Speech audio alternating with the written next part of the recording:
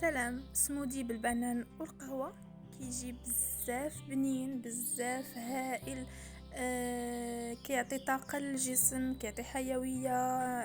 ممكن للناس اللي باغيين ياخدوا واحد النظام صحي، بالنسبة للناس اللي باغيين ينزلوا الوزن. بالنسبة للأطفال حتى هما، من بعد ما نحيدوا له واحد المكون اللي هو القهوة، كيجي بزاف هائل. ندوزو المقادير وطريقة التحضير. كنحتاجو بنانة وحدة، ويمكن لكم تضاعفوا المقادير. بالنسبة لهاد الوزن ديال هاد البنانة كتعطينا 2 كيسان كبار ديال هاد السمودي.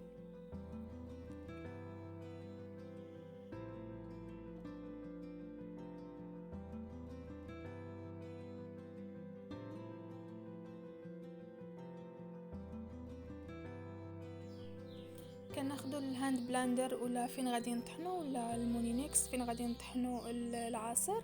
كنحطو البنان،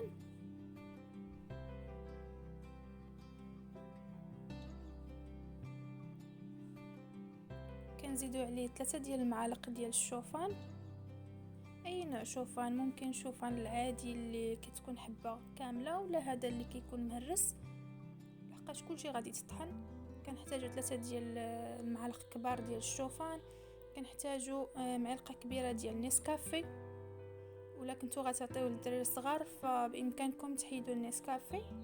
كنضيفو معلقة صغيرة ديال كاكاو مور، ومعلقة صغيرة ديال القرفة.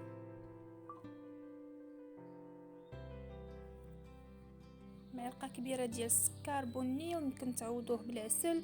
يعني الا بغيتوه هيلتي اكثر كتديروا العسل او السكر البني او داك الميراب سيرب، ولكن حنا ما عندناش في المغرب، دونك غنديروا غير العسل اللي كيكون متوفر كاع. وكنضيفوا عليه كاس ديال الحليب او كاس وواحد شويه ديال الحليب. كنطحنوا كلشي،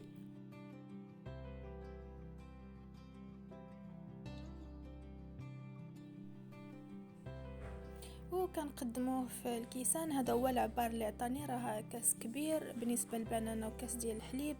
كما كتشوفوا كيجي سمودي بزاف، كيجي ثقيل وكيجي بزاف بنين. ضفنا له غير معلقه ديال السكر اولا معلقه ديال العسل. التزيين كيبقى على حسب الرغبه. يتخاد في الصباح، كنفطروا به، كيعطي واحد الطاقه مزيانه للجسم النهار كامل. فيه بزاف ديال الفيتامينات، بزاف ديال المغنيسيوم، الفيتامين سي، الكافيين اللي كيتحتاج كل صباح بالنسبه للناس الكبار. بالنسبه للناس الدراري الصغار فكنحيدوا طبعا الكافيين، وكيبقى سموذي بزاف بنين وبصحه والراحه.